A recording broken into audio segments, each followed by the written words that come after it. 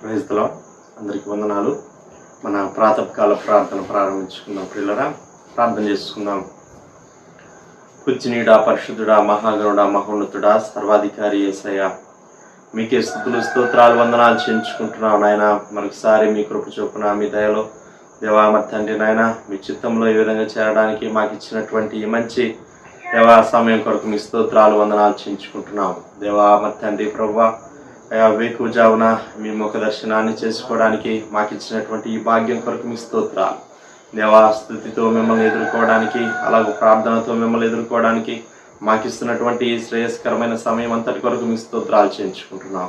దేవా ప్రభా, మరొకసారి మమ్మల్ని మేము తగ్గించుకొని మీ వైపు చూస్తూ ఉన్నాం. ప్రభా, దాసుడు తన యజమానుని తట్లు దేవా కనులెత్తినట్లుగా దేవా మరి తండ్రి మేము మీ వైపు చూస్తూ ఉండగా దేవా మరి తండ్రి అన్ని విషయాల్లో మీరు మాకు సహాయం చేయమని ప్రార్థన చేస్తున్నాం. మీ కృపతో, మీ శక్తితో, మీ బలంతో మమ్మల్ని నింపమని ప్రార్థన చేస్తున్నాం. దేవాలయం మరి తండ్రి 91వ కీర్తన విశ్వాసంతో నిరీక్షణతో చదువుతూ ఉండగా దేవా గొప్పగా మీ వాక్కులు, వాగ్దానములు దేవా మరి తండ్రి నాయన దీవెనకరమైనటువంటి వచనాలు దేవా మా పక్షంగా, మా కుటుంబాల పక్షంగా మీరే గొప్పగా నెరవేర్చమని ప్రార్థన చేస్తున్నాం. మీ స్తోత్రాలు. ఇదిగో ప్రభా మరి తండ్రి నాయన, అలాగూ మరి నాయన అయ్యా మరొకసారి మీ సేవకుల ద్వారా, మీ వాక్యం ద్వారా మీరు మాతో మాట్లాడమని ప్రార్థన చేస్తున్నాం. మీరు మాట్లాడే దేవుడు అంటున్నందుకు మీ స్తోత్రాలు. అనేక విషయాలు మీరు మాకు బోధిస్తూ, హెచ్చరిస్తూ, బుద్ధి చెప్తూ దేవా చక్కగా బలపరుస్తూ దేవా విశ్వాసంలో నుంచి అధిక విశ్వాసంలోనికి నాయన మమ్మల్ని దాటిస్తూ మీరు నడిపిస్తున్న విధానం అంతటి కొరకు స్తోత్రాలు. మరి ఇది మాత్రమే కావాల్సినటువంటి గొప్ప శక్తిని, బలాన్ని ప్రభావ మీ సన్నిధానంలో మీ గడుపుట ద్వారా మేము పొందుకోవడానికి సహాయం చేయమని మీకే స్తుతులు స్తోత్రాలు వందనాలు చేయించుకుంటూ యేసయ్య నామములో స్తుతించి ప్రార్థన చేసి అడిగి వేడుకొంచున్నాం పరలోకపు తండ్రి. ఆమేన్, ఆమేన్. ప్రకారంగా 91వ కీర్తన చదువుకుందాం. పిల్లరా, మహోన్నతుని చాటున నివసించువాడే సర్వశక్తి నీడను విశ్రమించువాడు. మహోన్నతుని చాటున నివసించువాడే సర్వశక్తి నీడను విశ్రమించువాడు. ఆయనే నాకు ఆశ్రయము, నా కోట, నేను నమ్ముకున్న నా దేవుడని నేను యెహోవాని గూర్చి చెప్పుచున్నాను. ఆయనే నాకు ఆశ్రయము, నా కోట, నేను నమ్ముకున్న నా దేవుడని నేను యెహోవాను గూర్చి చెప్పుచున్నాను. వేటకాని ఊరిలో నుండి ఆయన నిన్ను విడిపించును, నాశనకరమైన తెగులు రాకుండా నిన్ను రక్షించును. వేటకాని ఊరిలో నుండి ఆయన నిన్ను విడిపించును, నాశనకరమైన తెగులు రాకుండా నిన్ను రక్షించును. ఆయన తన రెక్కలతో నిన్ను కప్పును, ఆయన రెక్కల క్రింద నీకు ఆశ్రయం కలుగును. ఆయన సత్యము కేడెమును డాలునై ఉన్నది. ఆయన తన రెక్కలతో నిన్ను కప్పును, ఆయన రెక్కల కింద నీకు ఆశ్రయం కలుగును. ఆయన సత్యము కేడెమును డాలునై ఉన్నది. రాత్రి వేళ కలుగు భయమునకైనను, పగటి వేళ ఎగురు బాణమునకైనను, రాత్రి వేళ కలుగు భయమునకైనను, పగటి వేళ ఎగురు బాణమునకైనను, చీకటిలో సంచరించు తెగులునకైనను, మధ్యాహ్నమందు పాడు చేయు రోగమునకైనను నీవు భయపడుకుందువు. చీకటిలో సంచరించి తెగులకైనను, మధ్యాహ్నమందు పాడు చేయు రోగమునకైనను నీవు భయపడకుందువు. నీ ప్రక్కన 1000 మంది పడినను, నీ కుడి పక్కన 10,000 మంది కూలినను అపాయం నీ ఎద్దుకు రాదు. నీ ప్రక్కన 1000 మంది పడినను, నీ కుడి ప్రక్కన 10,000 మంది కూలినను అపాయం నీ ఎదుకు రాదు. నీవు కన్నులారా చూచుచుండగా భక్తిహీనులకు ప్రతిఫలం కలుగును. నీవు కన్నులారా చూచుండగా భక్తిహీనులకు ప్రతిఫలం కలుగును. యెహోవా నీవే నా ఆశ్రయము అని నీవు మహోన్నతుడైన దేవుని నీకు నివాస స్థలముగా చేసుకుని ఉన్నావు. యెహోవా నీవే నా ఆశ్రయము అని నీవు మహోన్నతుడైన దేవుని నీకు నివాస స్థలముగా చేసుకుని ఉన్నావు. నీకు అపాయం ఏమీ రాదు, ఏ తెగులును నీ గుడారము సమీపించదు. నీకు అపాయం ఏమీ రాదు, ఏ తెగులును నీ గుడారమును సమీపించదు. నీ మార్గములన్నిటిలో నిన్ను కాపాడుటకు ఆయన నిన్ను గూర్చి తన దూతలకు ఆజ్ఞాపించును. నీ మార్గములన్నిట్లో నిన్ను కాపాడుటకు ఆయన నిన్ను గూర్చి తన దూతలకు ఆజ్ఞాపించును. నీ పాదములకు రాయి తగలకుండా వారు నిన్ను తమ చేతుల మీద ఎత్తి పట్టుకుందరు. నీ పాదములకు రాయి తగులకుండా వారిని తమ చేతుల మీద ఎత్తి పట్టుకుందరు. నీవు సింహములను, నాగుపాములను త్రొక్కెదవు, కొదమ సింహములను, భుజంగములను అనగదొరికెదవు. నీవు సింహములను, నాగుపాములను త్రొక్కెదవు, కొదమ సింహములను, భుజంగములను అనగదొరికెదవు. అతను నన్ను ప్రేమించున్నాడు కనుక నేను అతన్ని తప్పించదను, అతడు నా నామం ఎరిగిన వాడు కనుక నేను అతన్ని కనపరచదను. అతడు నన్ను ప్రేమించుచున్నాడు కనుక నేను అతను తప్పించదను, అతడు నా నామం ఎరిగినవాడు కనుక నేను అతను కనపరచెదను. అతడు నాకు మొరపెట్టగా నేను అతనికి ఉత్తరం ఇచ్చేదను, శ్రమలో నేను అతనికి తోడై ఉండేదను, అతను విడిపించి అతన్ని గొప్ప చేసేదను. అతడు నాకు మొరపెట్టగా నేను అతనికి ఉత్తరం ఇచ్చేదను, శ్రమలో నేను అతనికి తోడై ఉండేదను, అతన్ని విడిపించి అతని గొప్ప చేసేదను. దీర్ఘాయువు చేత అతనిని తృప్తిపరచదను, నా రక్షణ అతనికి చూపించదను. దీర్ఘాయువు చేత అతను తృప్తిపరచదను, నా రక్షణ అతనికి చూపించదను. ఆమేన్, ఆమేన్. దేవుని వాక్యం విన్న పిల్లరా, దైవజనులు ప్రదర్శకులు గారు వచ్చి మనకు దేవుని వాక్యాన్ని అందిస్తారు. యేసుక్రీస్తు ప్రభు వారి శుభప్రదమైనటువంటి నామములో ఈ ఉదయకాలం మీకు వందనములు తెలియపరుస్తూ ఉన్నాం. అపోస్తల కార్య గ్రంథం 18వ అధ్యాయం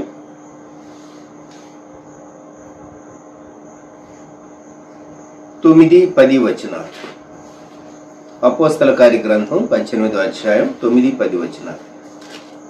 రాత్రి వేళ దర్శనమందు ప్రభు, నీవు భయపడక మాట్లాడు, మౌనంగా ఉండకము, నేను నీకు తోడై ఉన్నాను, నీకు హాని చేయటకు నీ మీదికి ఎవడును రాడు, ఈ పట్టణంలో నాకు బహుజనం ఉన్నదని పౌలుతో చెప్పగా. ప్రార్థన. ప్రేమగల తండ్రి, గొప్ప దేవ, మీకు స్తోత్రాలు, వందనాలు.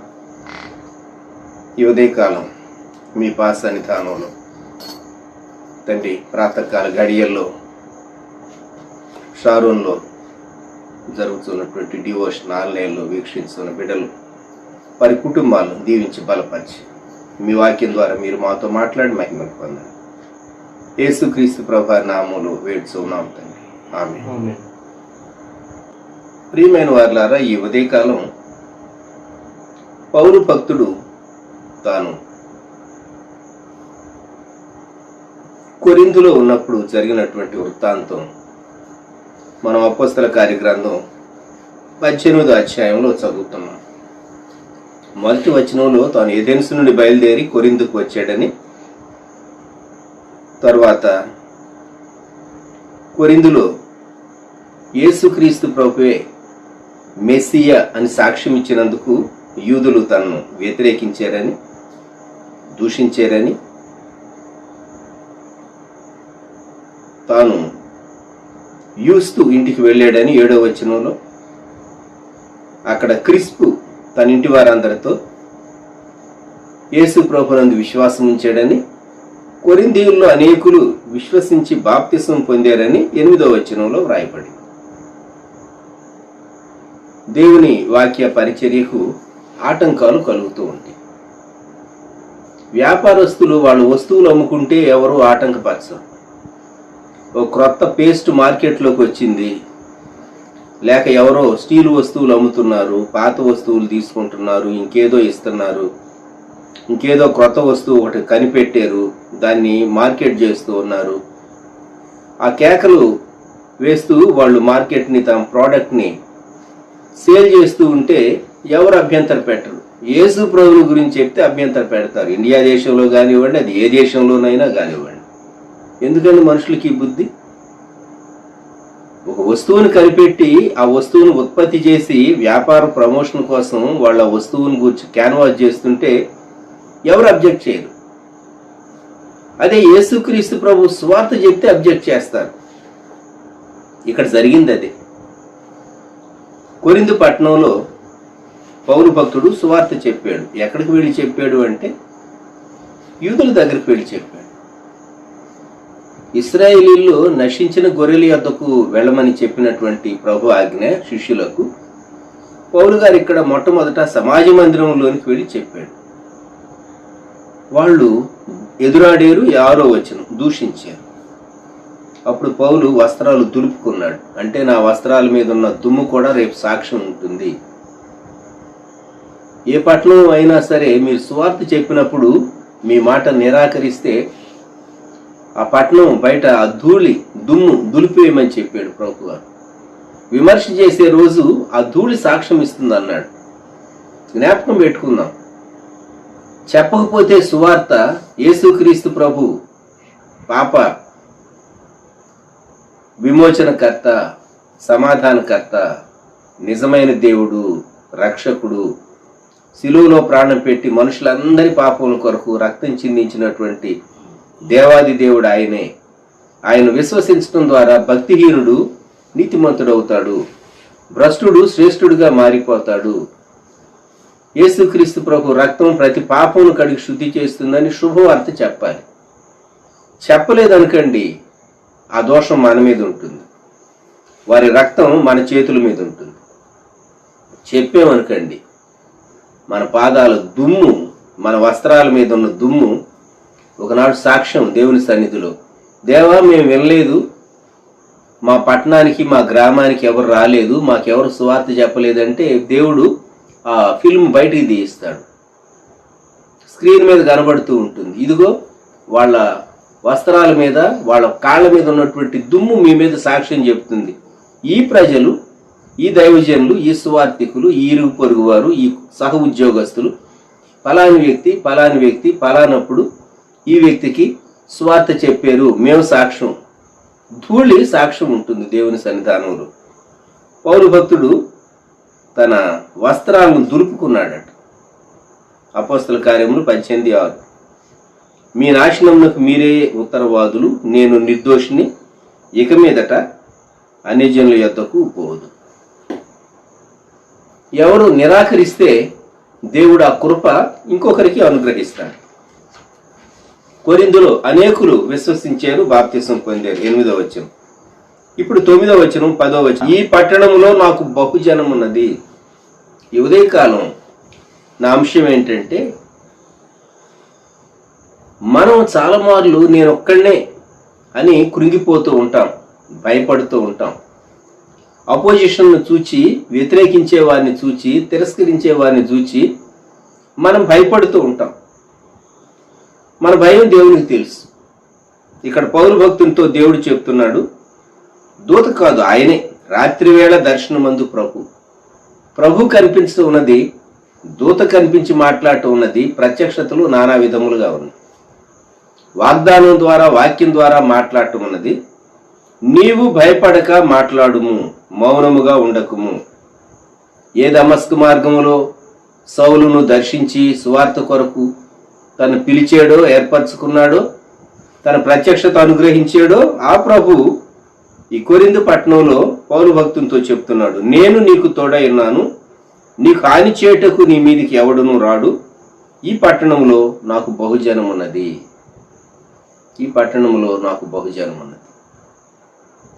చాలాసార్లు మనం కురింగిపోయినప్పుడు దేవుడు చెప్తాడు, నేను నా ప్రణాళిక చొప్పున ఈ టౌన్ కొరకు, ఈ ప్రాంతం కొరకు, ఈ గ్రామం కొరకు, ఈ ప్రదేశం కొరకు, ఈ జిల్లా కొరకు దేవుడు నీకు అనుగ్రహించినటువంటి పరిచర్య, ఆ బేస్ చొప్పున నీకు వాగ్దానాన్ని ఆయన స్థిరపరుస్తాడు. జ్ఞాపకం పెట్టుకుందాం. ఒక బిల్డింగ్ కట్టడానికి పునాదిని బట్టే ఆ బిల్డింగ్ ఎన్ని ఫ్లోర్స్ కట్టగలరో ఆర్కిటెక్ట్ మీకు చెప్తాడు, ఇంజనీర్ మీకు చెప్తాడు. అలాగే ఒక వ్యక్తిని ఎన్నుకోవటంలో దేవుడు ఒక ప్లాన్ ఉంటుంది. దేవుడు ఒక ప్లాన్ కలిగి ఉంటాడు. ఆ ప్లాన్ ప్రకారమే దేవుడు వారి పరిచర్యను ఘనపరుస్తాడు. ఇక్కడ పౌలు భక్తునితో దేవుడు చెప్తూ ఉన్నాడు, ఈ పట్టణంలో నాకు బహుజనం ఉన్నది. ఎంతకాలం ఉన్నాడు? 11వ వచనం. అతడు వారి మధ్య దేవుని వాక్యము బోధించుచు 1 సంవత్సరం మీద 6 నెలలు అక్కడ నివసించారు. 1 సంవత్సరం మీద 6 నెలలు దేవుడు తన ప్రజలను ఆ పట్టణంలో కలిగి ఉన్నాడు. వారెవరో పౌలుకు తెలియదు. కొంతమంది ఆసక్తి కనుబరిచారు, కొంతమంది విన్నారు, కొంతమంది బాప్తిసం పొందారు. 8వ వచనంలో కొరింథీయులలో అనేకులు విని విశ్వసించి బాప్తిస్మం పొందిరి. వీరెవరు అంటే సమాజ మందిరానికి చెందిన కొందరు, అధికారి అయిన క్రిస్పు తన ఇంటివారు, ప్లస్ కొరింథులో ఉన్నటువంటి కొందరు యూదులు సహా వారు ప్రభువుని అంగీకరించారు. అయితే అన్యులు విశ్వసించారు. అది అద్భుతం. మనకు 2 పత్రికలు కొరింథీ సంఘానికి పరిశుద్ధాత్ముడు పౌలు భక్తుని చేత వ్రాయించాడు. మనం జ్ఞాపకం ఉంచుకోవాల్సినటువంటి అంశం ఏంటంటే, దేవునికి ప్రణాళిక ఉంటుంది. దేవుడు తన ప్రణాళిక చొప్పున ఆటంకాలు ఎదురైనా, విమర్శలు ఎదురైనా, మనుషులు విన్నా వినకపోయినా న్యాయవంతుడైనటువంటి దేవుడు చెప్పిస్తాడు. దేవుడు న్యాయవంతుడు. అందుకని న్యాయవంతుడైన దేవుడు సువార్త చెప్పిస్తాడు. వ్యతిరేకత ఉన్నా, అనుకూలత ఉన్నా సువార్త చెప్పిస్తాడు. సువార్త చెప్పించిన తర్వాతే దేవుడు తీర్పు తీరుస్తాడు. పట్టణానికి తీర్పు తీర్చాలన్నా, ఒక ప్రాంతానికి తీర్పు తీర్చాలన్నా. సొదొమ గొమొర్రాలకు దేవుడు తీర్పు తీర్చడానికి ముందు ఆఖరు కృప దేవదూతలను పంపించాడు. దేవదూతలను చూచి అయినా సరే ఆ పట్టణంలో వారు బుద్ధి తెచ్చుకుని పశ్చాత్తాపడి, ఎందుకు వచ్చారు వీరి రూపం దేవతల రూపాన్ని పోలి ఉన్నది, మన పట్టణానికి ఏం జరగబోతుంది, ఇది కాలిపోబోతుందని వాళ్ళు ఖచ్చితంగా చెప్పుండేవారు. లోతు కూడా చెప్పుండేవాడు. ఎందుకంటే తన అల్లుల దగ్గరికి వెళ్ళి చెప్పాడు కదా, ఈ పట్టణం నాశనం కాబోతుంది రండి అని. అల్లుల దృష్టికి ఎలా ఉన్నాడంటే తెలివి లేని వ్యక్తిగా లోతు కనిపించాడు. అందుకే అల్లులు రాలేదు. తమ కుమార్తెలు పెండ్లాడనై ఉన్నటువంటి అల్లుళ్ళు. లోతు బయటకు దేవదూతలు చేతులు పట్టుకుని లోతు భార్యను కుమార్తెలను బయటకు తీసుకురావాల్సి వచ్చింది. దేవుడు పట్టణం మీదికి, సొదొమ గొమొర్రాల మీదికి తీర్పు పంపించక మునుపు ఇచ్చినటువంటి ఆఖరి అవకాశం అది. వారు వాడుకోలేకపోయారు. దేవుడు ప్రతి వ్యక్తికి సువార్త చెప్పిస్తాడు. సువార్త వినకపోతే, నమ్మకపోతే తన నాశనానికి బాధ్యత వ్యక్తిదే గాని దేవునిది కాదు. ఇక్కడ పౌలుతో ప్రభు చెప్పినటువంటి మాట, నీవు భయపడక మాటలాడుము, మౌనముగా ఉండకు. కొన్ని మార్లు మనకు ఎదురయ్యేటటువంటి వ్యతిరేకతను బట్టి మనం సైలెంట్ అయిపోతాం. దేవుడు అంటాడు, యు స్పీక్, నువ్వు మాట్లాడటం కొరకు నియమించాను. వారు విన్నా వినకపోయినా నీవు మాట్లాడాలి, నీవు చెప్పాలి. నేను నీకు తోడై ఉంటా, నిన్నెవరు ఏమి చేయలేరు. దేవుడే నీ పక్షంగా ఉండగా సాతాను సంబంధికులైనటువంటి వ్యక్తులు, విమర్శించేవాళ్ళు, రాళ్ళు వేసేవాళ్ళు, వారిని ఏం చేయగలరు? పరమదేవుండే నా పక్షమై ఉండగా నరుడేమి చేయగలడు అని భక్తుడు పాట రాశాడు. ఆ పరమజనకుండే నా పట్టయ్యి ఉండగా పాపపరుడేమి చేయగలడు. రాజులు మొదటి గ్రంథంలో 19వ అధ్యాయంలో భక్తుని అనుభవంలో, ప్రవక్త యొక్క అనుభవంలో ఎదురైనటువంటి ఒక పరిస్థితి ఈ ఉదయకాలం మనం జ్ఞాపకం చేసుకుందాం. రాజులు మొదటి గ్రంథం 19వ అధ్యాయం 18వ వచనం చదవండి. మొదటి రాజులు 19వ అధ్యాయం 18వ వచనం గమనించండి. దేవుడు ప్రవక్త ఏలియాతో మాట్లాడుతూ ఉన్నాడు. ఇక్కడ ఏలియా అంతకు మునుపు జరిగించినటువంటి గొప్ప చారిత్రాత్మకమైనటువంటి సంభవం రాజులు మొదటి గ్రంథం 18వ అధ్యాయం. వీరు కర్మెలు పర్వతం దగ్గర రాజైనటువంటి అహాబు భార్య యెజెబెలు పోషించే బయలుదేవత ప్రవక్తలు 450 మంది, 18వ అధ్యాయం 19వ వచనం. అషేరాదేవి ప్రవక్తలు 400 మంది. అందరూ కర్మెలు పర్వతం దగ్గరకు వచ్చారు. యెహోవాయే దేవుడని రుజువు పరిచాడు ఏలియా.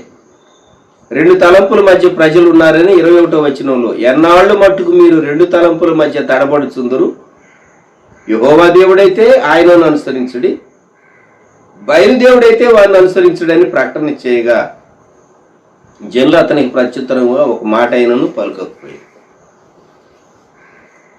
కాబట్టి మనం గ్రహించవలసినటువంటి విషయం, ఏలియా దేవుని పక్షంగా నిలువబడ్డాడు. ఒక్కడే నిలువబడ్డాడు. పర్వతం పైన నిలువబడ్డాడు. సంఖ్యను చూస్తే వీళ్ళు విస్తారంగా ఉన్నారు. ఓ ప్రక్క ఈ ప్రవక్తలే మొత్తం 450 ప్లస్ 400 850 మంది. 850 మంది. రాజు ఉన్నాడు, ప్రజలు ఉన్నారు. ఇంకొక వైపున గొప్ప కార్యం చేశాడు, శూర కార్యం చేశాడు, రుజువు పరిచాడు, ప్రవక్తలను చంపాడు. 40వ వచనం, కీషోను వాగు దగ్గర వారిని కొంచిపోయి అక్కడ వారిని వధించెను. దేవుని ఆత్మ రోషం కలిగినటువంటి ఆత్మ. ఈ ప్రవక్తలు చేసిన పని ఏంటి? ప్రజలకు విగ్రహారాధన చేయటానికి ప్రేరేపించి విగ్రహారాధన, వ్యభిచారము, త్రాగుడు, పనికిమాలినటువంటి అలవాట్లన్నిటితో దేవుని పేరు పెట్టబడిన దేవుని ప్రజలను వారి జీవితాలను పాడు చేశారు, వారి కుటుంబాలను నాశనానికి నడిపిస్తూ ఉన్నారు. ఇంకా ఏలియా స్పేర్ చేసింది ఏంటంటే వాళ్ళ కుటుంబాలను కూడా చంపించి ఉండాలి, ప్రవక్తలు మాత్రం చంపించాడు. అంత మటుకు దేవుని కృప అని చెప్పాలి. ఈ ప్రవక్తలు 450 మంది, 400 మంది, ఎన్ని లక్షల మంది ఆ తరంలో ఉన్నటువంటి దేవుని పేరు పెట్టబడిన దేవుని ప్రజలను తప్పుదారిలో నడిపించబడటానికి కారకులయ్యారు. రాణి అండ చూసుకుని వాళ్ళు భయంకరంగా విగ్రహారాధనను వ్యాపింపచేశారు. అది అక్కడ సమస్య. వారిని చంపిన తరువాత యెజెబెలు కబురు చేసింది, రేపు ఈ వేళకు నేను నీ ప్రాణమును వారిలో ఒకని ప్రాణం వలె చేయని ఎడల దేవుడు నాకు గొప్ప అపాయం కలుగు చేయనుగా. ఏ దేవుడు? ఆమె సేవించే విగ్రహమా? అషేరాదేవి లేక బయలుదేవత లేక యెహోవా దేవుడా? రేపు 24 గంటల్లో నిన్ను చంపబోతున్నాను చూడు అని యెజెబెలు కబురు చేసింది. లోకంలో అక్కడక్కడ యెజెబెలు వంటి వారు ఉంటారు, గుర్తుపెట్టుకోండి. యెజెబెలు బింకంగా మాట్లాడుతుంది, కానీ యెజెబెలు మాటలు నెరవేరు. సంఘాల్లో కూడా యెజెబెల్ లాంటి వారు ఉంటారు. ప్రకటన గ్రంథంలో సంఘాలకు వ్రాస్తూ, తుయతైర సంఘానికి వ్రాస్తూ దేవుడు అగ్నిజ్వాలల వంటి కనులు, అపరంజిని పోలిన పాదములు గల దేవుని కుమారుడు చెప్పు సంగతులు ఏమనగా 20వ వచనం, నేను నీ మీద తప్పు ఒకటి మోపవలసి ఉన్నది, ఏమనగా తాను ప్రవక్తినని చెప్పుకొనుచున్న యెజెబెలు స్త్రీని నీ ఉండనిచ్చుచున్నావు. జారత్వము చేయుటకును, విగ్రహములకు బలి ఇచ్చిన వాటిని తింటకును అది నా దాసులకు బోధించుచు వారిని మోసపరుచున్నది. యెజెబెలు యొక్క దృష్టి ఎవరి మీద ఉందంటే సేవకుల మీద ఉంది. సేవకులకు దుర్బోధ చేస్తుంది ఈ దుర్మార్గురాలు. యెజెబెలు పాత నిబంధనలో కదండి ఉంది. యెజెబెలు బోధ వంటి బోధ, యెజెబెలు కార్యముల వంటి కార్యాలు చేసేటటువంటి వాళ్ళు, అందుకని యెజెబెలు అని దేవుడు వ్రాయించాడు. అటువంటి స్త్రీ, ఒక స్త్రీ ఉందన్నమాట అతుయితైర సంఘంలో. అందుకే అగ్నిజ్వాలల వంటి కనులు, దేవుని కనులు హృదయం లోతుగా పరిశీలన చేస్తాయి. ఆ కళలోకి నువ్వు సూటిగా చూడగలవా? జాగ్రత్త, కాలిపోతావు. యెజెబెల్ అనే స్త్రీని ఆ సంఘం ఉండనిచ్చినందువలన మోమాటం లేకుండా దేవుడు ఆ విషయాన్ని అయినా నేను నీ మీద తప్పు ఒకటి మోపవలసి ఉన్నది అని వ్రాశాడు. ఈ ఉదయకాలం పాత నిబంధనలో అసలు యెజెబెలు ఏలియాకు చేసినటువంటి కబుర్ను బట్టి యెజెబెలు చేతిలో చచ్చిపోకూడదు, లేక యెజెబెలు పంపించినటువంటి వారి ఖడ్గానికి నేను హతం కాకూడదని పరిగెత్తి వెళ్ళిపోయాడు. దేవుడు తనను ఒక ప్రశ్న వేశాడు. హోరేబుకు వచ్చినప్పుడు గుహలో చేరినటువంటి ప్రవక్తతో, ఇచ్చట నీవేమి చేయుచున్నావు? అప్పుడు తాను చెప్పినటువంటి మాట, ఇశ్రాయేలు వారు నీ నిబంధనను త్రోసివేసి 10వ వచనం, 1 రాజులు 19:10, నీ బలిపీఠములను పడగొట్టి నీ ప్రవక్తలను ఖడ్గం చేత హతం చేసిరి. సైన్యములకు అధిపతియు దేవుడునగు యెహోవా కొరకు మహారోషము గలవాడనై నేను ఒకడను మాత్రమే మిగిలి ఉండగా వారు నా ప్రాణమును కూడా తీసివేయటకై చూస్తున్నారని మనం చేశాం. ఆ తర్వాత దేవుడు పర్వతం మీద కనిపెట్టమన్నాడు. పర్వతం మీద పెనుగాలి వచ్చింది. గాలిలో దేవుడు ప్రత్యక్షం కాలేదు. భూకంపం కలిగింది. భూకంపంలో దేవుడు ప్రత్యక్షం కాలేదు. మెరుపు పుట్టింది. మెరుపులో దేవుడు ప్రత్యక్షం కాలేదు. అప్పుడు నిమ్మళమైనటువంటి స్వరం ఏలియాతో దేవుడు మాట్లాడాడు. మనం అనుకునే పద్ధతిలో దేవుడు మాట్లాడు, ఆయన అనుకున్న పద్ధతిలో దేవుడు మాట్లాడతాడు. మనకు కొన్ని చోట్ల అనుకూలత ఉండదు. అనుకూలత లేదు కాబట్టి ఇక్కడ సేవ దేవుని చిత్తానుసారం కాదు అనుకుంటాం.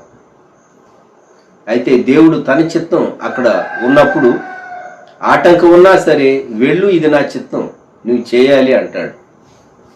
ఏలియా దృష్టిలో ఎవరు దేవుని విశ్వసించినటువంటి వారు లేరు, నేను ఒక్కడనే రోషం కలిగిన వాడిని అన్నాడు. దేవుడు అన్నాడు 18వ వచనం, 7,000 మంది ఇంకను మిగిలి ఉందురు. దేవుడు ప్రతి వ్యక్తిని లెక్కేస్తాడా, కౌంట్ చేస్తాడా?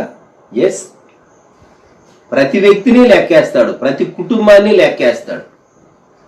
దేవుని ఏర్పాటులో ఉన్న వారు, దేవుని అంగీకరించిన వారు, దేవునికి భయపడేవారు, వారిని దేవుని లెక్కలో వారు ఉంటారు.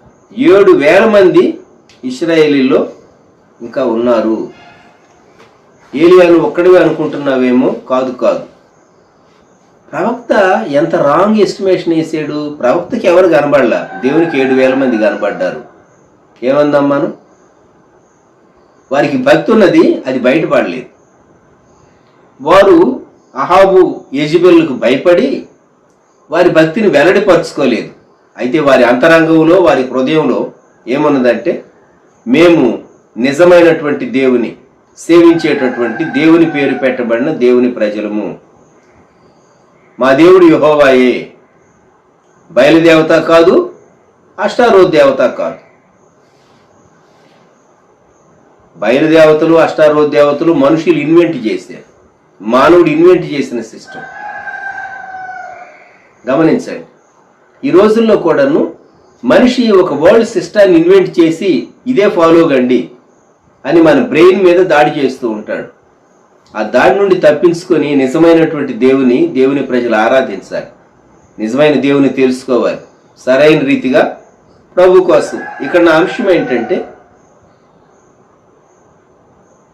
ఈ హోరేబు పైన ప్రత్యక్షమైనటువంటి గొప్ప కార్యం చేసినటువంటి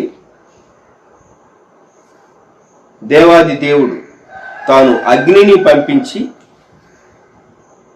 హోరేబు దగ్గర ఆ అర్పణను అంగీకరించి రుజువుపరిచాడు, ఇతడు నా ప్రవక్త అని. ఆ ప్రభు మనకు తోడుగా ఉంటాడు కనుక తోడుగా ఉండి దేవుడు గొప్ప కార్యం చేసి ఆయన రుజువుపరుచుకుంటాడు. నేను ఒక్కడనే ప్రభు అనకూడదు మనం. ఇక్కడ కర్మెలు పర్వతం పైన శూరకార్యం చేసినటువంటి ప్రవక్త హోరేబు పర్వతం పైన నిలువబడి దేవుని స్వరం వింటూ ఒప్పింపబడుతూ ఉన్నాడు. నేను ఒక్కడనే కాదు, నాకు తెలియకుండా 7,000 మంది ఉన్నారు అని దేవుడు చెప్పాడు. నేను ఇప్పుడు ధైర్యం తెచ్చుకుని దేవుడు చెప్పిన కార్యాన్ని చేయటానికి వెళతాను. దేవుడు ఏం చెప్పాడు? 15వ వచనం, సిరియా దేశం మీద హజాయేలుకు పట్టాభిషేకం చేయము, ఇశ్రాయేలు వారి మీద నింషి కుమారుడైన యెహూకు పట్టాభిషేకం చేయము. కనుక దేవుడు రాజులను అభిషేకించడానికి, తన తరువాత ప్రవక్తగా ఉండటానికి ఎలీషాకు అభిషేకం చేయమని ఇవన్నీ బయలుపరిచాడు. చెప్పిన తర్వాత చాలా సంవత్సరాలు ఎలీషా ఏలియాతో ఉన్నాడు. వెంటనే జరిగిన సంభవం కాదు అది, వెంటనే అది జరగలేదు, జ్ఞాపకం పెట్టుకోండి. దేవుడు వ్యక్తులకు ముందుగా అనేక విషయాలు బయలుపరుస్తాడు, రుజువుపరిచి దేవుడు తన ప్రణాళిక, తన ఏర్పాటు దేవుడు జరిగిస్తాడు. ఈ ఉదయకాలం ఏలియాతో మాట్లాడినటువంటి ప్రభువు నీతో మాట్లాడుతున్నాడు. నా కుమారుడా, నా కుమార్తె, నా సంకల్పంలో అనేక మంది ఉన్నారు, వారు నా ప్రజలు, నేను వారిని రక్షించడం కొరకు సంకల్పించాను. నీవు మాట్లాడు, నీవు మౌనంగా ఉండొద్దు, నువ్వు ఇలా చేయి అని దేవుడు చెప్తూ ఉంటాడు.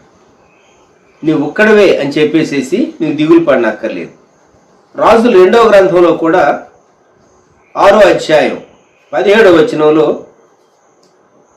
ఒక మాట చదువుకుందాం. యెహోవా వీడు చూచినట్లు దయచేసి వీని కండ్లను తెరువమని ఎలీషా ప్రార్థన చేయగా యెహోవా ఆ పనివాని కండ్లను తెరవచేసెను గనుక వాడు ఎలీషా చుట్టూను పర్వతము అగ్నిగురముల చేత రథముల చేతను నిండి ఉండుట చూచెను. ఇక్కడ మనం జ్ఞాపకం ఉంచుకోవాల్సినటువంటి విషయం, ఎలీషా దేవుని కొరకు గొప్ప కార్యాలు చేస్తూ ఉన్నాడు.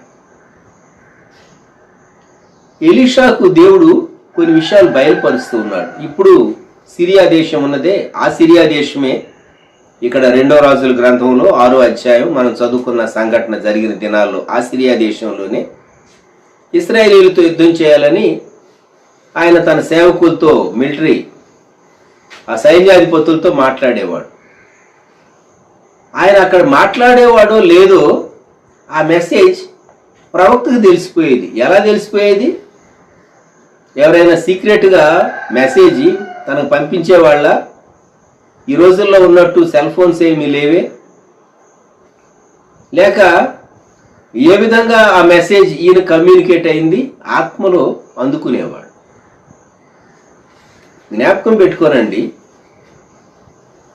కొందరు అనుకుంటారు సెక్యులర్ ఉద్యోగం చేసేవాళ్ళు దైవ సేవకులు అందరూ ఒకటేనండి. బ్రదర్, ఏం తేడా లేదు. ఏం తేడా ఎందుకు లేదు? రోజంతా నువ్వు ఉద్యోగం చేసుకుని ఉద్యోగంలో ఆఫీసులో నీకు చాలా మలినం అంటుతూ ఉంటుంది, నీకు సమస్యలు చాలా వస్తూ ఉంటాయి. కొన్ని మార్లు నీ కాన్షియన్స్కి వ్యతిరేకమైనటువంటి పనులు నీవు చేస్తూ ఉంటావు. నీ ఉద్యోగం మనసు పెట్టి చేయాలి, నీవు దేవుని వాక్యం ధ్యానించగలవా? ఆఫీస్లో కూర్చుని ఒక ప్రక్క దేవుని వాక్యం కూడా నీ మైండ్లో ధ్యానం చేయగలవా? నువ్వు వచ్చి అంటావు విశ్వాసులు అందరూ ఒకటే కదా బ్రదర్. నిజమే, విశ్వాసులు అందరూ ఒకటే, బహుమానంలోనే తేడా. ఏం లేదండి, సేవకుడని లేదు, సెక్యులర్ ఉద్యోగస్తుడని లేదు, అందరూ ఒకటే. అందరూ ఒకటే ఖచ్చితంగా కాదు. దేవుని కొరకు అప్పగించుకున్నటువంటి వ్యక్తిలో దేవుని ఆత్మ ఉంటుంది. రక్షణ విషయంలో అందరూ రక్షించబడిన వాళ్ళే, అందరూ బహుమానం పొందుతారు. కానీ దేవుని చేత పిలువబడి దేవునికి అప్పగించుకొని దేవుని చిత్తంలో నిలిచేటటువంటి వ్యక్తి యొక్క పరిచర్య అది చాలా ప్రత్యేకమైన రీతిగా ఉంటుంది. దేవుడు పిలవకుండా కొంతమంది తమను తాము ఇది మంచిది అనుకున్నాను, నేను సేవ చేయడానికి వచ్చాను, ఆ వ్యక్తి యొక్క పరిచర్య కూడా దేవుడు కృప చూపించవచ్చు. కానీ నేను ఈ కుమారుని పిలవలేదే, ఈ బిడ్డను నేను పిలవలేదే, ఇది మంచిది అనుకుని సేవ చేస్తున్నాడు. సాతాను అటువంటి వారిని చాలా బలంగా అటాక్ చేస్తుంది. కొంతమంది అనుకుంటారు 4 మెసేజ్లు అక్కడి నుంచి ఇక్కడి నుంచి వాట్సాప్లో పెట్టేసి నేను గొప్ప సేవ చేశాను కదా అనుకుంటారు. భ్రమపడకండి. సాతాను ఇడ్చి తల్లిందంటే ఎక్కడ వెళ్ళి పడతావో నువ్వు నాకు తెలియదు.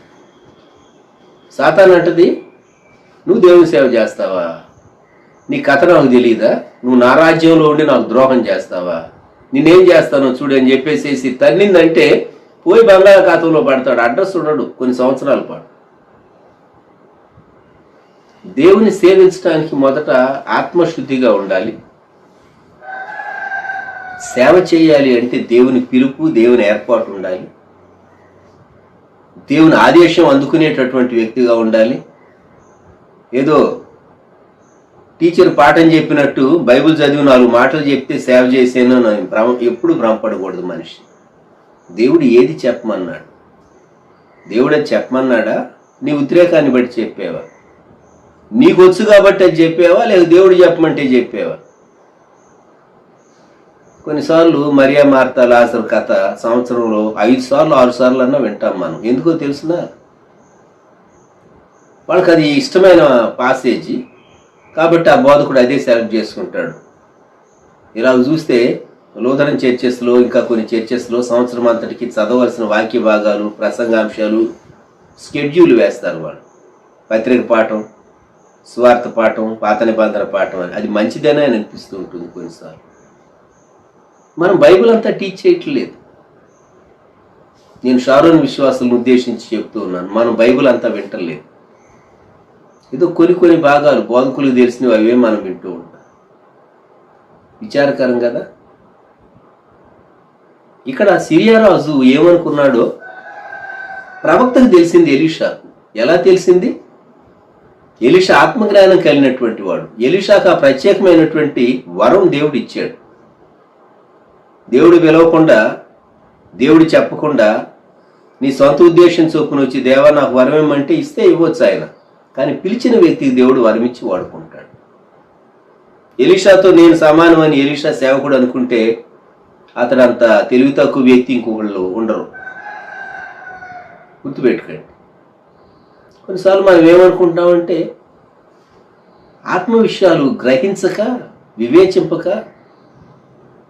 ఆత్మ సంబంధమైన విషయాలు అనేకం తెలియక రక్షించబడిన విశ్వాసులు చాలా తమను తాము హెచ్చించుకుని ఉబ్బిపోతూ ఉంటారు. జాగ్రత్త సుమ. నీ చదువుని బట్టి, నీ డిగ్రీని బట్టి, చదువు ఉండటం మంచిది, డిగ్రీ ఉండటం మంచిది. దేవుడు వాడుకోవాలని రూల్ ఏమి లేదు. అలాగని చదువు లేనటువంటి వ్యక్తి తాను అతిశయించకూడదు. నాకు చదువు లేకపోయినా పేతును వాడుకోలేదా, నన్ను దేవుడు వాడుకుంటాడని అతిశయపడకు. చదువు లేకపోవటం 20వ శతాబ్దంలో, 21వ శతాబ్దంలో అది శాపము. ఒక వ్యక్తి చదువుకోలేదంటే అది నీ పితరుల శాపము. ఏడు దేవుని సన్నిధిలో, మా అమ్మ నాన్న నన్ను చదివించలేదు, ఇది శాపం అని దేవుడు దాసులు చెప్పాడు. దేవా నిజమేనా అని. దేవుడు అవునని చెప్తాడు. నువ్వు చదువుకోలేదంటే నీ పితరుల యొక్క శాపం అది.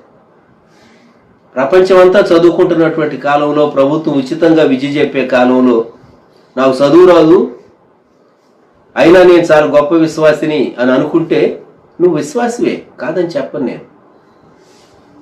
దేవుని ధనాగారంలోనికి వెళ్ళి దేవుని వాక్యాన్ని చదువుకునేటటువంటి ఆధిక్యత, ధ్యానించేటటువంటి ఆధిక్యత నీవు పోగొట్టుకున్నావు.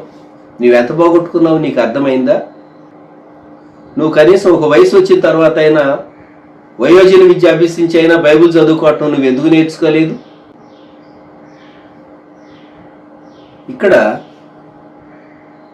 ప్రవక్త దేవుని ఆత్మజ్ఞానం కలిగిన వాడుగా సిరియా రాజు యొక్క ఆలోచన ఇశ్రాయేల్ రాజు కబురు చేస్తూ ఉన్నాడు. నీవు పలాని స్థలమునకు పోవద్దు. 2వ రాజు 6:9. అచ్చటికి సిరియన్లు వచ్చి దిగి ఉన్నారు. చాలా డిస్టర్బ్ అయ్యాడు సిరియా రాజు. ఎవరు మన న్యూస్ ఎప్పటికప్పుడు వాళ్ళకి కరెక్ట్గా ఎలా వెళ్ళిపోతుంది ప్లేస్తో పాటు. ఎవరు ఇశ్రాయేలీల పక్షంగా వహించి నాకు ద్రోహం చేస్తున్నారు. అప్పుడు సేవకుడు ఒక అతను అన్నాడు.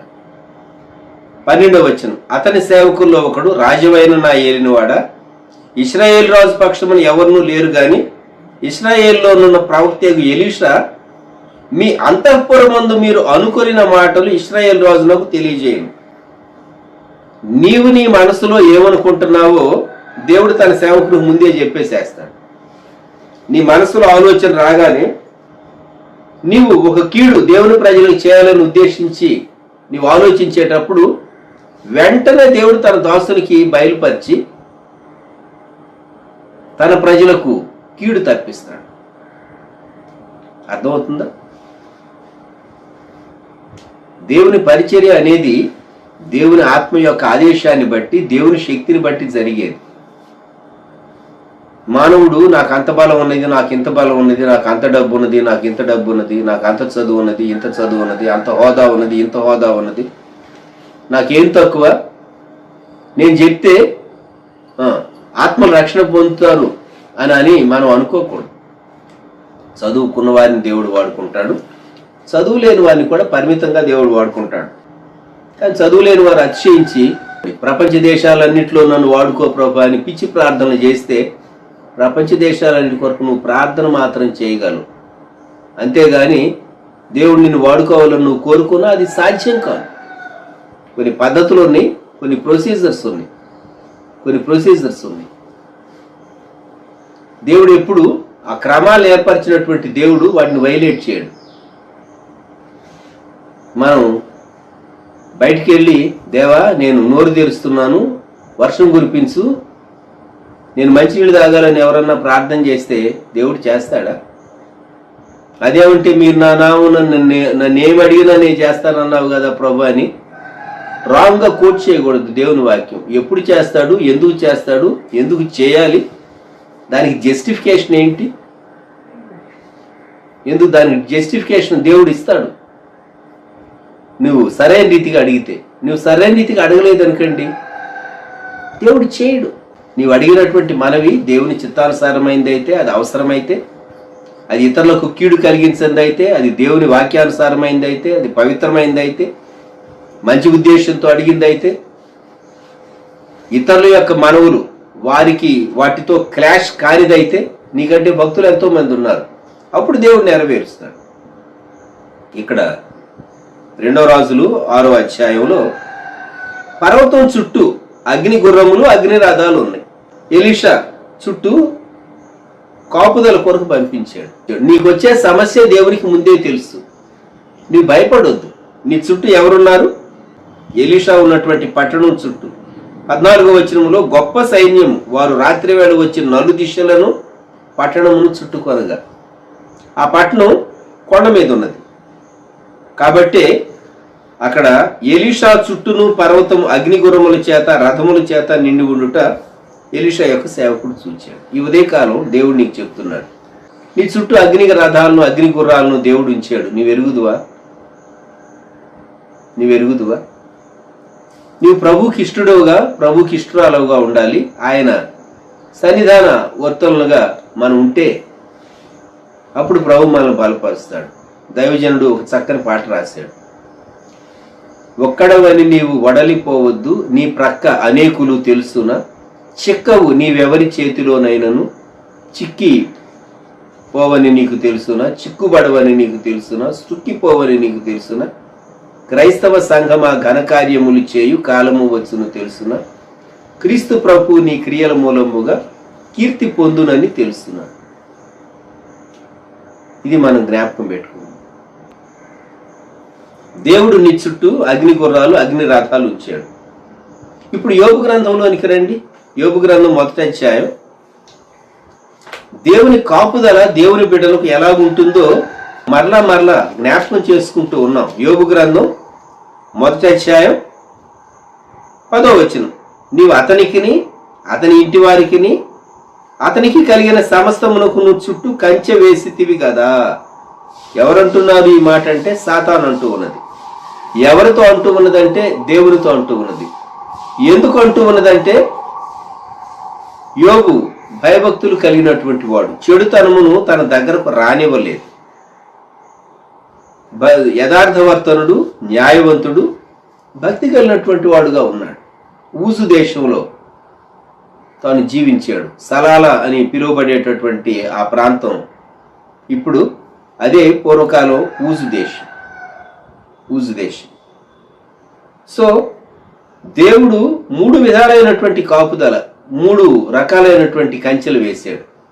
యోబుకు చుట్టూ కంచె వేశాడు, యోబు యొక్క కుటుంబం చుట్టూ కంచె వేశాడు, యోబు యొక్క ఆస్తి చుట్టూ కంచె వేశాడు. దేవుడు వేసినటువంటి ఆ ప్రొటెక్షన్ తీసినప్పుడు మొట్టమొదట ఆస్తి చుట్టూ ఉన్నటువంటి కంచె తీయబడింది, ఆస్తి పోయింది. కుమారులు కుమార్తెలు కుటుంబం చుట్టూ ఇప్పుడు వేసినటువంటి కంచె యోబు చుట్టూ, యోబు కుటుంబం చుట్టూ, యోబు ఆస్తి చుట్టూ 3 ఫెన్సెస్ దేవుడు వేశాడు. మొదటి కంచె యోబు చుట్టూ. ఆ యోబు చుట్టూ ఉన్న కంచె తీసేసినప్పుడే స్కిన్ ప్రాబ్లం వచ్చింది. సాతానుకు దేవుడు పర్మిషన్ ఇచ్చాడు. కనుక మనం జ్ఞాపకం ఉంచుకోవాల్సింది, దేవుడు ఈ దినాల్లో మన కుటుంబాలకు కంచె వేసి ఉన్నాడు, మన ఆస్తి చుట్టూ కంచె వేసి ఉన్నాడు. మనకు కలిగిన సమస్త సంపాద్యానికి దేవుని కాపుదల భద్రత, మనకు మన కుటుంబాలకు మన కలిగినటువంటి సమస్తం చుట్టూ దేవుని కాపుదల ఉన్నది. కనుక నీవు భయపడొద్దు. 4 విషయాలు మరలా జ్ఞాపకం చేస్తున్నాను. పౌలు భక్తుడు కొరింథు పట్టణంలో తాను సువార్త చెప్పినప్పుడు యూదులు ఎదిరించారు, దూషించారు. దేవుడు అన్నాడు, ఈ పట్టణంలో నాకు బహుజనం ఉన్నది. 1.5 సంవత్సరం అక్కడ బోధించాడు. సంఘం ఏర్పడింది. 2 పత్రికలు, పెద్ద పత్రికలు రాశాడు. కొరింథీ పత్రికలు 2 మనం చదువుకుంటాం. రాజుల మొదటి గ్రంథంలో 19వ అధ్యాయం ఏలియా ప్రవక్త అంటున్నాడు, దేవా నేను ఒక్కడే అంటున్నాడు. అయితే దేవుడు చెప్పిన మాట, నాకు 7,000 మంది మిగిలి ఉన్నారు ఇశ్రాయేలీలు అన్నాడు.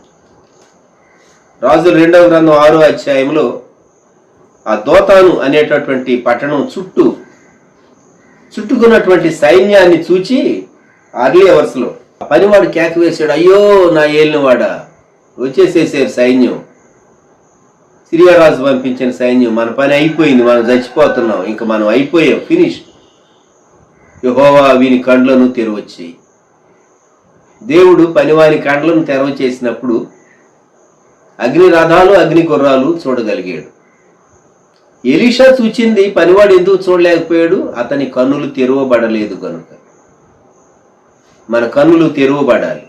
మన చుట్టూ ఉన్నటువంటి దేవుని ప్రొటెక్షన్ మనం అర్థం చేసుకోవాలి. యోబుకు 3 విధాలైనటువంటి కంచె దేవుడు వేసాడు అని చెప్పుకున్నాం.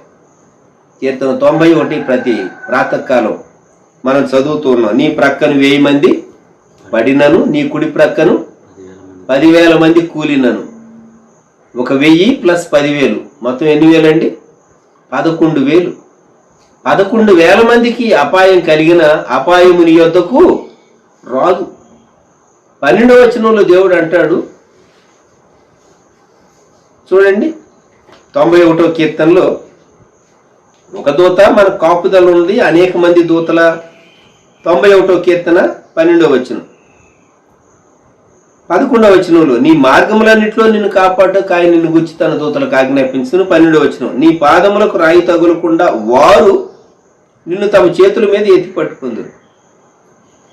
నీ బరువు ఎన్ని కేజీలు? 50, 60, 70, 40, 120? అంతకంటే ఉండరుగా. 2 మొయ్యాల నిన్ను. ఒకళ్ళు జాలరా దేవదూత వాళ్ళ బలంతో పోలిస్తే. అయినా నిన్ను కాపాడటానికి దేవుడు దూతలకు ఆజ్ఞాపించాడు. వారు నిన్ను తమ చేతుల మీద ఎత్తి పట్టుకున్నారు. ఇక అపాయం రాకుండా కాపాడటానికి, ప్రివెంట్ చేయటానికి దేవుడు తన ఫోర్స్, తన మిలిటరీ ఉంచాడు. నమ్ముతావా? ఈ ఉదయకాలం దేవుడు తన దూతలను కాపుదలగా ఉంచాడు. దేవా నీకు స్తోత్రం. ఏలియా కురిగిపోయినప్పుడు 7,000 మంది ఉన్నారని ధైర్యపరిచావు. ఏలియా ఇప్పుడు నువ్వు చనిపోవటానికి లేదు, నీకు ఇంకా ఆయుష్కాలం ఉంది, నువ్వు చేయాల్సినటువంటి గొప్ప కార్యాలు ఉన్నవని ఏలియాను బలపరిచి పంపించి వాడుకున్నావు. ఎలీషా యొక్క సేవకుడు భయపడ్డాడు. ఎలీషాకు లేదా భయం. సేవకుని కన్నులు తెరవ చేశాడు. వచ్చినటువంటి సైన్యాన్ని దేవుడు అంధత్వంతో మొత్తాడు. ఇశ్రాయేల్ రాజు వారికి భోజనం కూడా పెట్టి పంపించేసేసాడు. కొంతకాలం పాటు సిగ్గుపడి వాళ్ళు మళ్ళా ఇజ్రాయెల్ దేశం మీదకి రాలేదు. అలాగే యోబుకు దేవుడు 3 విధాలైనటువంటి కంచె వేశాడు. మొదటే చెప్పుకున్నాం, కొరింథీ పట్టణంలో సువార్త ప్రకటనకు వ్యతిరేకత వచ్చినప్పుడు ఈ పట్టణంలో నాకు బహుజనం ఉన్నదని దేవుడు చెప్పాడు. 91వ కీర్తనలో మనం చదువుకునేటటువంటి మాట, మన కాపుదలకు దేవుడు దేవదూతలు ఉంచాడు. కనుక మనం ఎంత ధన్యులు. ప్రార్థన చేసుకున్నాం. ప్రేమగల మా తండ్రి, పరిశుద్ధ ప్రభువా, ఈ ఉదయకాలం పవిత్రమైనటువంటి మీ సన్నిధానంలో, శక్తి కలిగినటువంటి మీ సన్నిధానంలో, జీవసహితమైనటువంటి మీ సన్నిధానంలో మా ఆత్మను పరిశోధించే, మా మనసును గుచ్చి, మా దోషాన్ని ఒప్పింపజేసి, మా అజ్ఞానాన్ని నిర్మూలన చేసి, మీకు మీ ఆత్మకు నిజంగా లోబడేటటువంటి విధేయత మాలో పెంపొందింపచేసే నీ వాక్యం కొరకు మీకు స్తోత్రాలు. చాలా మార్లు మా సొంత అభిప్రాయాలను బట్టి మేమేదో చేయగలము లేక ఏదో చేయలేము అనుకునేటటువంటి ఆ దుస్థితి నుండి, ఈ దుస్థితి నుండి తప్పించండి. నేనేమి చేయలేను అని అనుకున్నటువంటి ఏలియా చేత నీవెంతో చేయించావు. మేము ఏమీ చేయలేము అనుకున్నటువంటి ఎలీషా పనివాని కన్నులు తెరవ చేసినప్పుడు అగ్ని రథాలు, అగ్ని గుర్రాలు, దోతను పట్టణం ఉన్నటువంటి ఆ పర్వతాన్ని చుట్టూ ఉన్నట్టుగా పనివాడు చూచినప్పుడు ధైర్యం తెచ్చుకున్నాడు. చంపటానికి వచ్చినటువంటి సైన్యానికి ఇశ్రాయేల్ రాజు భోజనం పెట్టించి వారిని పంపించి వేసినటువంటి ఆ సైన్యం అంధత్వంతో 1000 కొలది సైన్యం మొత్తబడినటువంటి వృత్తాంతం చదివినప్పుడు దేవా మేము ఆశ్చర్యచకితులం అవుతూ ఉన్నాం. మీ గ్రంథంలోని గొప్ప విషయాలు అవి చారిత్రాత్మకమైన నిజమైనటువంటి సత్యాలు మాత్రమే కాక, సంఘటనలు మాత్రమే కాక, మా జీవితాల్లో మీరు అద్భుత కార్యాలు, ఆశ్చర్య కార్యాలు చేసే దేవుడు అని మేము గ్రహించడానికి కృప దయచేయమని ప్రార్థిస్తున్నాం. భక్తుడు యోబుకు వేసిన 3 కంచెలు మీరు మాకు కూడా అనుగ్రహిస్తూ ఉన్నారని మీకు వందనాలు, స్తుతులు చెల్లిస్తున్నాం. 91వ కీర్తనలో మేము చదువుకున్న రీతిగా వారు నిన్ను తమ చేతుల మీద ఎత్తి పట్టుకుందురని, నీ ప్రక్కన 1000 మంది పడినను, నీ కుడి ప్రక్కన 10,000 మంది కూలినను అపాయం నీ ఎదుకు రాదని చెప్పిన నీ వాగ్దానాన్ని అపోల్డ్ చేసి, దేవా మీ ప్రొటెక్షన్తో మమ్ములను, మా కుటుంబీకులను, మా కలిగిన వారిని బలపరచమని ప్రార్థన చేస్తున్నాం. కాపుదలకు, క్షేమానికి మమ్ములను, మా కుటుంబాలను, సంఘాలను అప్పగిస్తూ ఉన్నాం. ప్రపంచ ప్రజలు మీ తట్టు చూడగలిగేటట్లు వారి కన్నులు తెరవచ్చేయండి. బూదిగంత నివాసులారా నా వైపు చూచి రక్షణ పొందుడని మీరు సెలవిచ్చినటువంటి మాట సిలువ వైపు చూడటానికి, రక్షకుని వైపు చూడటానికి, పాప క్షమాపణ పొందటానికి, జీవితాలు సరి చేసుకోవటానికి, పశ్చాత్తాపడటానికి, మారు మనసు పొందటానికి, చెడుగును విడిచిపెట్టడానికి, మీరు ఆకలి కొరకు సిద్ధపడటానికి కృప దయచేయండి. సిలువ సువార్తను అంగీకరించేటటువంటి మనస్సు దయచేయండి. మరొకసారి మీకే వందనాలు, స్తోత్రాలు చెల్లిస్తూ మనం హద్దుబాటులో విత్తబడిన వాక్యం నీరు కట్టి ఫలింపు చేయమని, మా ధ్యానంలో మీ చిత్తానుసారం కాంది ఏదైనా దొర్లి ఉంటే తండ్రి, మీ చిత్తానుసారం కాందాన్ని మీ ప్రజలు మరిచిపోయేటట్టుగా వారి జ్ఞాపకంలో నుంచి రిమూవ్ చేయమని యేసుక్రీస్తు ప్రభు నామములో ప్రార్థించి వేడుచున్నాం తండ్రి. ఆమేన్. మన ప్రభు అయిన యేసుక్రీస్తు వారి కృప, దేవుని ప్రేమ, పరిశుద్ధాత్మని అన్యోన్య సహవాసం సదాకాలం సంఘములకు తోడై ఉండును గాక. ఆమేన్.